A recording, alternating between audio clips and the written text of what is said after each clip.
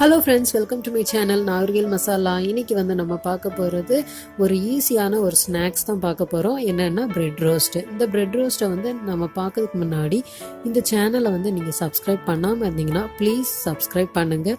கூட இருக்கிற பெல் சிம்பிளை நீங்கள் கிளிக் பண்ணிங்கன்னா நான் அப்லோட் பண்ணுற ஒவ்வொரு வீடியோஸுமே உங்கள் நோட்டிஃபிகேஷன்லேயே வந்துடும். உடனே நீங்கள் பார்த்துடலாம். அது மட்டும் இல்லை ஃப்ரெண்ட்ஸ், இந்த வீடியோவை நீங்கள் லாஸ்ட் வரைக்கும் பாருங்கள், நல்லாயிருக்கும். இப்போ எப்படி செய்யலாம்னு நம்ம பார்ப்போம்.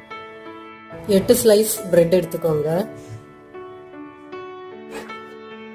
ஃபர்ஸ்ட் கொஞ்சமாக பால் ஊற்றிக்கோங்க. அப்புறம் கொஞ்சமாக மஞ்சள், இவ்வளவுதான்.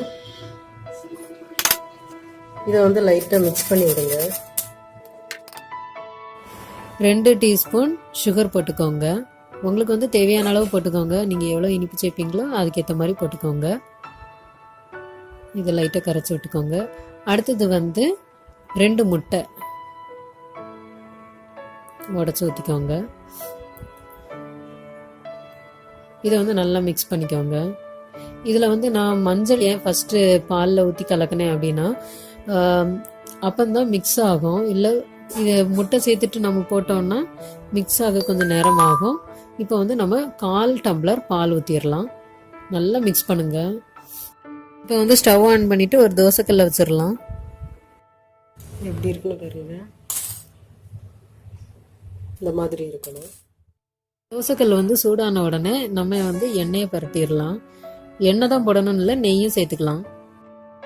இப்போ நம்ம இந்த பிரெட்டை எடுத்து இதுக்குள்ளே டிப் பண்ணி நம்ம வச்சுருந்தோம்ல அந்த பேட்டருக்குள்ளே டிப் பண்ணி 2 சைடும் டிப் பண்ணி எடுத்து தவாவில் வச்சிட வேண்டியது தான். அதே மாதிரி எல்லாத்தையுமே பண்ணிடணும். 2 சைடும் நல்லா பரட்டி எடுத்து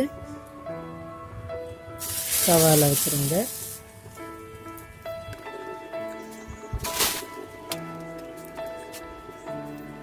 தேவைப்பட்டதுன்னா நெய்யோ எண்ணெயோ இதில் சேர்த்துடலாம்.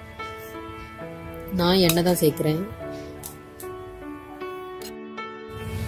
அடுத்த பக்கம் திருப்பிடலாம்.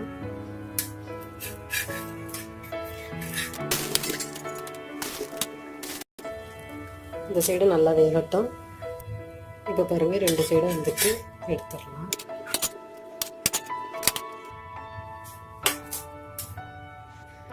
அதே போல எல்லாத்தையும் செஞ்சிடலாம்.